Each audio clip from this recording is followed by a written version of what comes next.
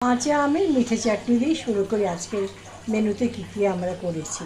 হ্যাঁ, তো দেখুন, আমগুলিকে প্রথমে কেটে এই করে নিয়েছিলাম, হলুদ জলে ভিজিয়ে নিয়েছিলাম।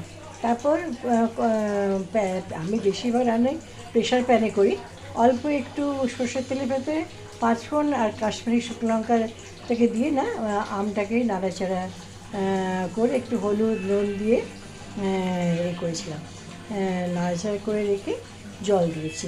জল দেওয়ার পরে দেশি গুড় দিয়েছি, আর অল্প একটু মিষ্টি দিয়েছি। আমি দেখেছি গুড়ের সাথে মিষ্টি একটু হলে না চাটনির স্বাদটা কিন্তু খুব ভালো হয়। হ্যাঁ, তারপরে দুটো তিনটে স্টিম করেছি।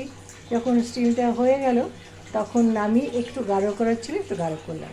তো আজকে মেনু কার্ডের মধ্যে দেখায়, এই যে রাইসটা কুকারে আছে দেখাতে পাচ্ছি না, খুব গরম। আচ্ছা, আমের চাটনি, মিঠে আমের চাটনি, এটা হচ্ছে চাল কুমড়ো। চাল কুমড়ো কিন্তু লিভারের জন্য ভীষণ ভালো।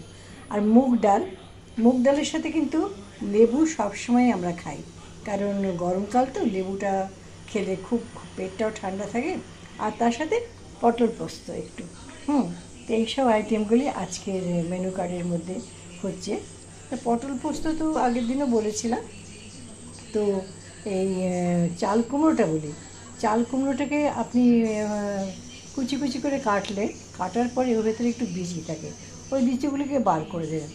দিয়ে পাঁচফোড়ন আর একটু শুকনো লঙ্কা দিলেও পারে, না দিলেও কিছু যায়, সেটার মধ্যে এত মেডিসিনাল ভ্যালু আছে না, সেখানে বিশেষ কিছু মশলা ইউজ করার দরকার নেই। এইবারে পাঁচফোড়ন দিয়ে একটু কাশ্মীরি শুকনো লঙ্কা দিয়ে যখন অ্যারোমাটা বেরোলো, সেই সময় চাল কুমড়োটা দিয়ে দিলেন। দেখুন, হলুদও দিয়ে দিই, সাদা সাদাই লাগছে।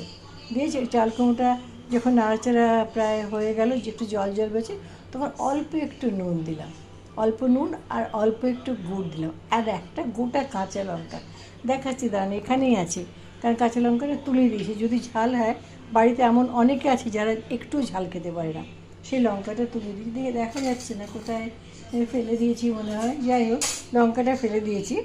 তারপর ওটাকে শুকিয়ে নিয়েছি, শুকিয়ে নেওয়ার পরে একটু আদা বাটা আর একটু দেশি ঘি দিয়েছি।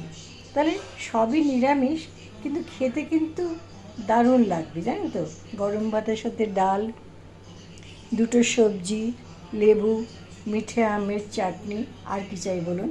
প্রতিদিনের খাবার এরকম সিধা সাদা হলে, আর একটু যদি মশলার গন্ধটা থাকে, সবসময় যে তেল লঙ্কা দিয়ে করতে হয় তার কোনো মানে নেই, সাধারণভাবেও না খুব ভালো করে করা যায়। তো আমি এটা করলাম আজকের মেন বলে।